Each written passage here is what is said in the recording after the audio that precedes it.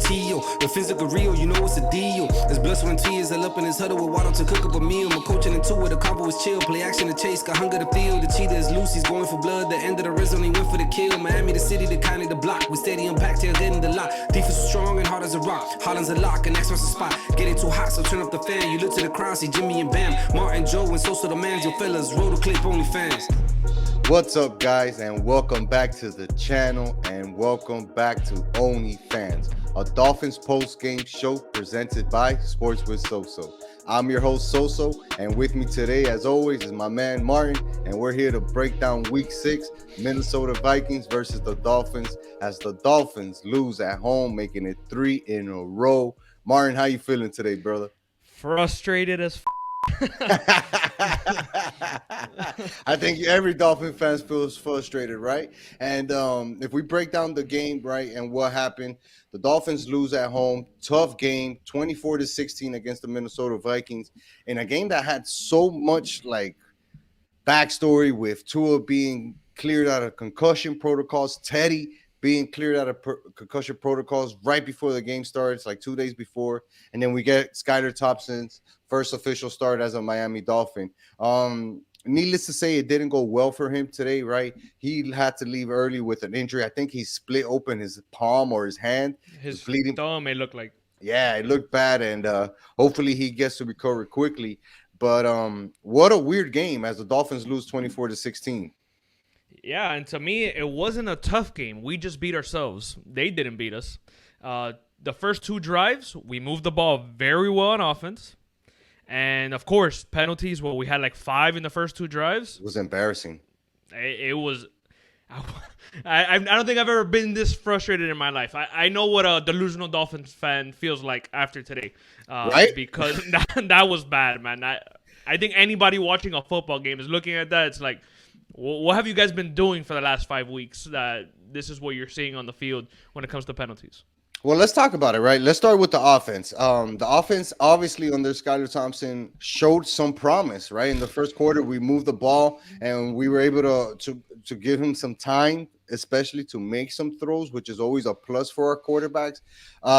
But the running game was like stalling. They couldn't get it going. And then next thing you know, Skylar gets hurt. The end of the quarter happens. It's 0-0. And now we're trying to scramble the game plan yet again for another week with Teddy B coming in. Well, remember, he got hurt after, I think it was a good play. We got like 12 yards, and then they called it back. Right. And it was a third and 22, which obviously caused him to maybe hold the ball longer than usual, and the pressure got to him pretty quick. And he ended up hitting his hand on the helmet of one of the defenders. Correct. But to me, it was like he was moving so smooth. It was just bad luck. To me, at the end of the day, I don't think our offense, for those first two quarters, other than the penalties, as a whole, we looked great. That's just my opinion. I don't know about great, right? Like, I wouldn't say great. We looked okay. Okay, yeah, or whatever. No, I think we looked good. okay, right? I think we looked good. For starting our third-string quarterback, we saw some promise, and like I said, we saw the ability of him to make throws when he had time. The one thing I didn't like that I noticed he was doing all game was this. That whole pat the ball right before you throw it. It's like you're signaling to the defense that you're getting ready to throw the ball. But that's rookie stuff, right? And again, he played well in the first quarter, all things considered. And defensively, both teams came out to play, right? We saw 7 punts. We didn't see points on the board until the second quarter when the Dolphins kicked the field goal and made it 3-0. You know, you've been a big supporter of the defense, and today we saw that real Miami Dolphins defense kind of show itself, right? Even though we suffered a lot of injuries in that defensive backfield. Well, thank you for setting me up. This is for all the fucking haters of the defense all year. I don't know how many. I swear, after this week, I don't think I'm going to mention them again. I'm just going to go off everything else.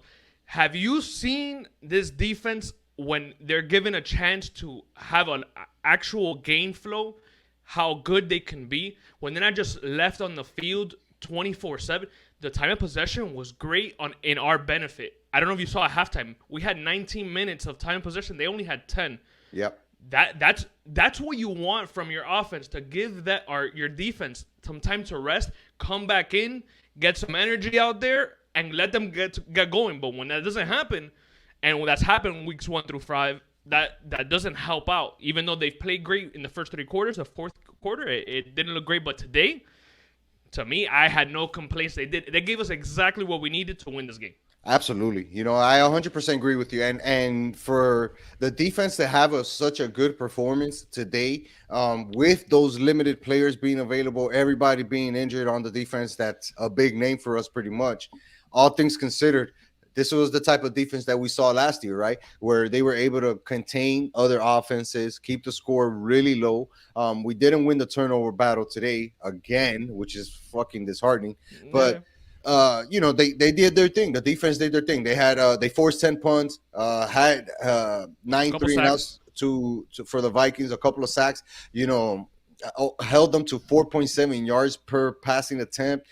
They were 2 for 12 on third down. A great defensive performance. But all of that means shit if you can't put points on the board. And to switch the focus back to the offense, like when we got Teddy, we got him thinking he's going to be able to move this offense and generate points and be smarter with the ball. For some reason, I don't know about you, bro, but like I get the sense that he's just nervous sometimes back there when the pocket is collapsing and he starts to improvise. I wouldn't say nervous. I will say he looks inexperienced at times, which is weird because this guy's been in the league for some time. I feel like he's the type of player that it shows the lack of practice, what it really does to him. Because, again, he got the Bills game. He came in for that one drive, and you saw what the hell. No. Right. The Bills game. Yeah. The Bengals game, he looked good. Right. The Bills game, he came in, no practice. Tua was supposed to be the starter. He looked like shit. The Bengals game, which he was expected to be the starter because Tua was, you didn't know who was gonna be quarterback that game. They actually gave him reps. He came in, looked solid. Although that mistake at the end, whatever.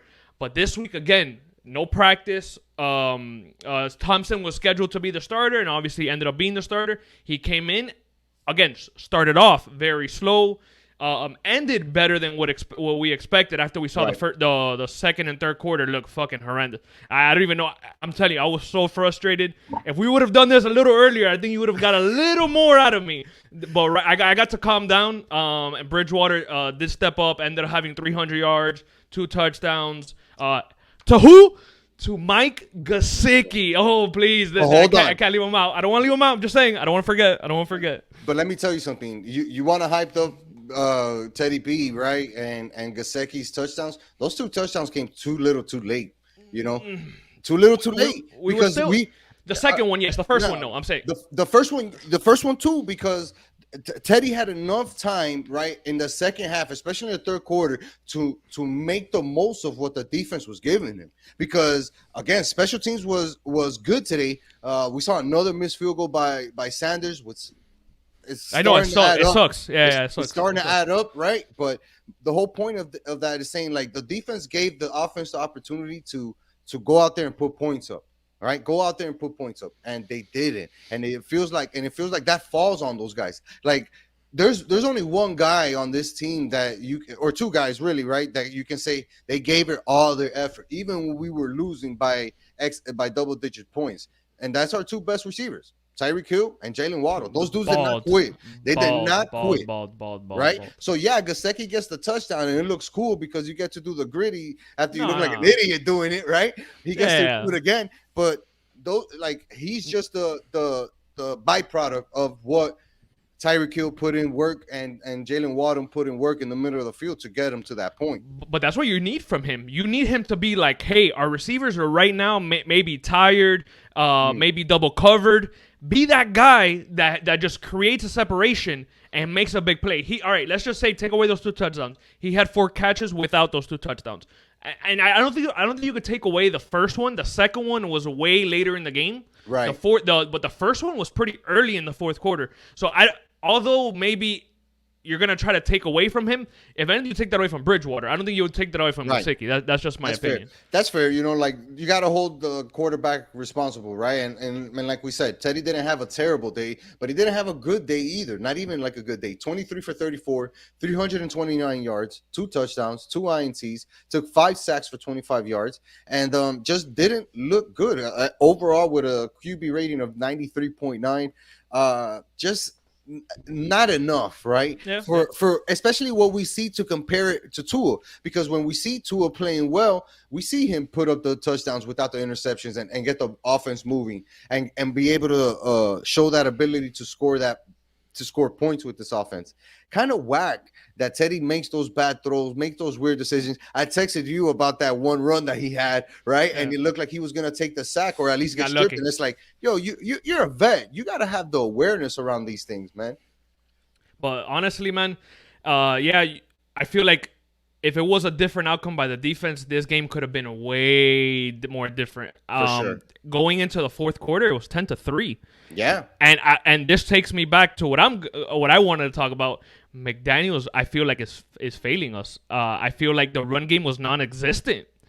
I feel like this is why I'm saying this, but there's a reason why. I'm just saying he failed us. That I'm not gonna give that excuse. I'm saying if you saw our O-line struggle in the second half with the pass rush is getting to Teddy. Right. Why not ease it off the O-line's pressure and put some run game, mix it up instead of every game? Let me get a bull rush to this O-line, get to the quarterback. Let me mix it up and open it up instead of letting them know, hey, look, you guys are throwing every time. We're gonna rush you every time. That's just. And send all the rushes, right? And like at least run the draw play, because with Something. with the draw play, you're letting that pass rush come in and taking advantage of that. But that first half was all bad, right? Everything went wrong. We lost 4 players down to injury. We threw a pick in our own end with 18 seconds left to close the half, committed 7 penalties by that point for 62 yards, missed a field goal, and we were only down a touchdown. And look at that, and they only had 10 points because of that bad pass by Teddy. Because it was 7-3 going into the fucking into the half. Yeah, to halftime. I'm like, bro, what more do you want? So again, like the defense did. This is the defense that looked like it did last year, where they stepped up in every single aspect of the game except for turnovers, right? And if we got to talk about that right now, that's okay. We saw some sacks, right, early in the game, but again, another game where we lose fumbles, right, and we don't get any type of turnovers in return to kind of balance that out. I don't know about you, but it's starting to get to me expecting so much from this defense and how much money we invested in it. It's like too much, man. To me, again, we're 6 games into the year. I feel like the defense is, again, everybody's going to knock me for this. I don't give a fuck. You guys can say what the fuck you want. But in essence, the defense is doing what you need them to do. The turnovers are going to come in time. I feel like as we progress, we get healthier, things will get better. I don't see it getting worse for us. And especially if our offense gets to a point that we're consistent quarters 1 through 3, which I feel, looking at the numbers, looking at the stats, quarters 1 through 3, we're not that consistent. Like we're really not a good offense coming 1 through 3. If we have a fourth quarter that's great, that's awesome. I don't care about the weather conditions of Miami. They get tired. Our offense explodes in the fourth quarter. Fuck you guys. That shit makes no fucking sense. No, those are just lousy excuses to me. So I feel like if we get more of a balanced game flow, we'll look a lot better as a unit, and I think the defense will have those turnovers because they'll be more well rested, healthier, and we'll just look a little different. I don't know, but it's starting to look bad for Boyer, right? It's starting to look bad for Boyer because you need to find a way to put this defense in a position to make plays. Like what I'm saying, Marion, with this is that this is the standard, right? This type of performance today that we got from the defense is the standard. Like that's what we should be getting every game, right? The turnovers is what makes them extraordinary. Right now, they're just a little ordinary defense who can hold it down. Man. That's tough.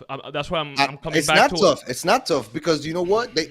We're paying X. We're paying Byron. We're gonna pay a bunch of guys on the D line. We just made an investment, and we kept the same defensive coordinator. We got to make plays. At the end of the day, we got to make plays. No, I agree. I know. At the end of the day, if you're a defense, you're not turning over, you're not getting turnovers, and you're not a defense. You're just a bunch of players out there. I get it.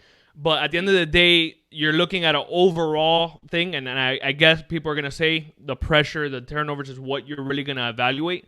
But right now, I'm not giving them an F. I'm not giving them a D. I'll give them a C because overall, I feel like they've looked better than what people are getting them credit for. Are they the greatest defense out there right now? No, but look at the points through 3 quarters. They're 19 points is the max we've given up the whole season, other than the Ravens game.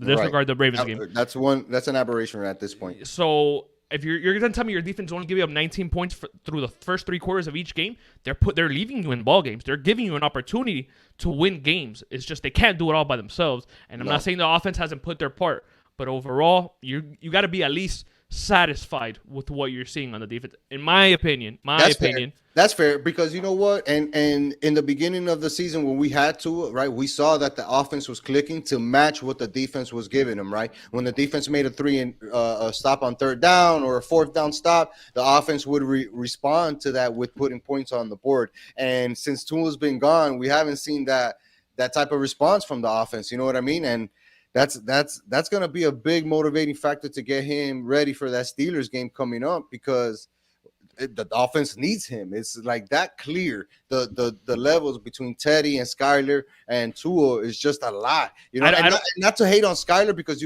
he could be the future, but let's be honest, he's a 7th rounder.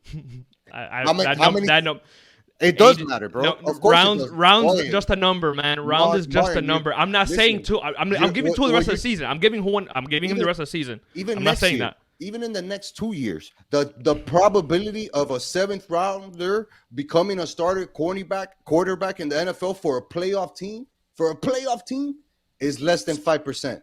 I bet my life. Look at all these. Looking at Skyler for the answer in the future is not it.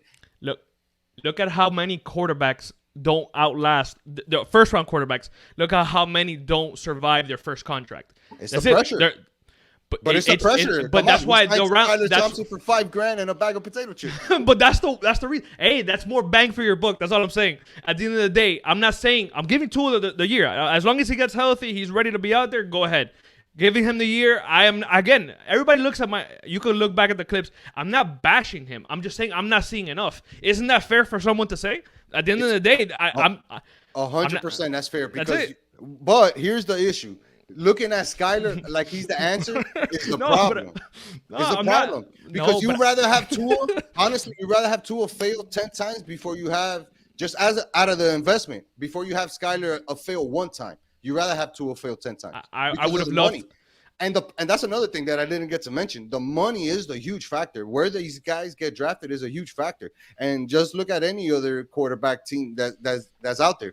When they get their quarterback, they're investing, and if it's a quarterback that can win them games, they're investing. Whether it's the Cowboys with Dak, Burrow getting a paycheck next year, we saw Josh Allen get paid because he shows that he can win games. Mahomes with that crazy contract. If you can win games for your team, you're gonna get paid, and that quarterback position, the guys who are good get paid. You know, Skyler not getting paid is not good, but whatever. I think, okay, I just want to see one full game from him, and I felt like today would have been a great example. That's it. I think he should be ahead of Bridgewater in the depth chart. That's the last thing I want to talk about the offense. I don't think they should be talked about as much as the defense should. The defense, and who I want to name today, Christian Wilkins was nasty today. He was like all over the ball. Hey, I don't know how many tackles. He didn't have a lot, but it just looked like the impact of tackles for loss that he had were unbelievable, and Kirk Cousins was looking like Kirk Cousins. 175 yards given up to him. We had one big run to Dalvin Cook, but if you look at the stats, other than that 50-yard run, we held them 20 yards. 20 yards! Yeah, we held them in 20 check. yards. And look, you mentioned the Power Ranger Wilkins. He beasted out today. He had 4 total tackles, 3 solo tackles, and 2 tackles for a loss. So that's the type of performance that we expect to see from that guy. And that was missing last week. And you mentioned the forced fumble that we didn't get. Ziegler on Irv Smith on the tight end screen that he ended up stripping it, and we didn't get it. But it was a great play by Ziegler. Great play. He's been playing amazing. I'm telling you, that defensive line has probably been the most consistent thing on the defense, right? Because we know what we're getting with those guys, and the pressure that I saw Jalen Phillips put today. He had a sack. He looked a lot better. Like he's just getting used to his week by week. You have seen a little more week by. I'm not saying he's there yet because I did say he would be up there for like defensive player of the year. So I am wrong on that as of right now. But I see it. I'm okay taking my L's. I will say it. I don't care. I was right there with you. I was right there with you because I think that this kid really has it. Whatever it is, he has it, right? Because he's showing, like you said, he's getting better, more accustomed to his role week in, week out, and just building that chemistry with the guys on that D-line, man. So that was a good call out right there with Chris Wilkins. Let's see, man. Let's see what happens because next week we're 3-3 now. 3-0. it's a wash, right? Kind of, but I saw something today on Twitter today from Barry Jackson that didn't bode well for us. It said What? the last three Dolphins teams to start 3-0 missed the playoffs, right? And now Oh. with Tua returning, they're gonna need to win most of pretty much all these next 5 games that we got that are not the hardest of opponents, but easy games: Steelers, Lions, Bears, Hold up. The Browns. Steelers. I know you guys talk about this on your weekly episode, but the Steelers looked good versus the Buccaneers, so don't They count did. them out. Don't Yeah, they count did. them out. And look, the Brissett looked bad. Bears are have shown flashes, right, where their offense can get really clicking. Houston, we don't know what to expect from them 5 weeks from now, right? So who knows? But like we Tua coming back is gonna definitely be the benchmark, right? Like we Yeah, saw yeah, of what course. was happening before he went out and after he went out, and it's like if all things hold consistent, then Tua coming back is definitely gonna bode well for this team next week. I'm hoping not to be as frustrated about what I saw this week because this was bad, man. This was bad. Well, you know what? I like the frustration, bro, because that's going to take us to our 3 and Out, which is presented by Empire Boutique. This week, I'm wearing this pink ass, dope ass shirt from Empire Boutique, celebrating and supporting breast cancer awareness and all type of cancer awareness this month. We all have mothers, sisters, cousins in our lives, wives that are susceptible to this type of cancer, and we just want to show them our support along with the NFL and let them know that they're not fighting this battle alone. Martin, let's start this 3 and Out this week with the underwhelming performance. Who do you got today? I'm gonna give it to who I gave praise to last week. Our O line has been playing a Oh, lot better, but the O line didn't. And I feel like they weren't put in a great situation. But true. the O line was underwhelming for me today, 100%. Yeah, giving up 5 sacks, 6 sacks, not where you need to be at, right? And we saw Skyler take some hits that were really unnecessary. And he was being mobile, so he avoided some sacks as well. Yeah, for sure, for sure. Unfortunately, my underwhelming performance of the game is going to be Teddy, because I expected him to be more of a veteran, right, and be in a position where in these type of games where the defense is giving you everything that you could ask for, and you go out there and win these games. That's why we got him. He hasn't been able to win a game for us yet. In the game that he came in for Tua. The week that he got knocked out doesn't really count against the Jets. And then we see this week where he comes into bat, pinch hit, I guess, and just doesn't do his thing. So he's my underwhelming performer. My bro moment of the game for this week is going to be Waddle's fumble, man. God, terrible timing. And he had such an amazing game today. He dropped a touchdown, which kind of looked like he gave up the interception, one of the first interceptions that Teddy threw, right? But rough day for him, and you can tell that he was just disappointed in himself when he gave up that fumble. Yeah, I hate that I even have to say that I agree with you, but that sucked. And I saw the frustration in his eyes, so I feel bad for him because his numbers are always nasty, and he's always one of those top performers. But for me, is the guy that keeps adding up the missed field goals, Jason Sanders. He's putting us in a bad situation. Last game with the Jets, close game, misses the field goal, game gets turned around completely. This week, pretty much the same thing. But yeah, Jason Sanders gets it for me. 100%. Yeah, that's a great call, man. And look, we need him to be at his best in order to help an offense that is struggling right now, right? We need all the points that we can get. We can't leave anything out there for sure. Let's end it with the aqua and orange lining for next week. What are you looking forward to? I never thought I would say this, but I guess I'm gonna be a little interested in seeing Tua play the Steelers next week. Shit, Yeah. clip it. I guess it's either Bridgewater or Tua. I'm hoping to see Tua. That's just my opinion. 1,000%. That's my aqua and orange lining for the week as well, right? That we're getting Tua back. He passed concussion protocols. He's been on the field, taking reps, being on the field, talking with the guys, showing that leadership role, and ultimately being QB1. And anybody who has seen these 6 games of the Dolphins offense, let's say, can definitely point out to show that he is the difference maker. And without him, I even heard they give him a prostate test just to make sure he clears that.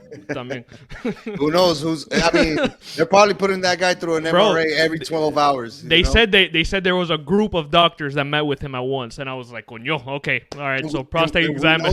Yeah, for sure, right? And we know he met with the NFL too with that concussion protocol stuff. So having Tua back in the huddle is gonna definitely bode well, and we need it, right? Because like you said, Steelers have shown some things, and it's not gonna be an easy matchup. We got to see if Armstead is gonna be healthy enough to come back, and we need him. We'll get on that O-line. We definitely need him. And Xavier Howard and Byron Jones, man. When are we gonna get these two guys on the field at the same time?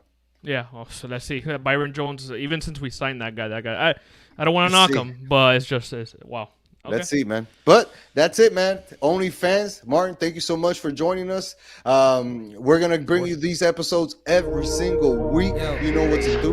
Make sure to go to our YouTube channel, hit that subscribe button, check out our latest video, hit that like button, drop a comment, and let us know what you think. And until next time, y'all. Peace. Going for blood, the end of the rhythm, he went for the kill. Miami, the city, the county, the block. We stadium packed, tail dead in the lot. Defense is strong and hard as a rock. Holland's a lock, and next one's a spot. Getting too hot, so turn up the fan. You look to the crowd, see Jimmy and Bam, Martin, Joe, and Sosa the mans. Your fellas, roll the clip, only fans.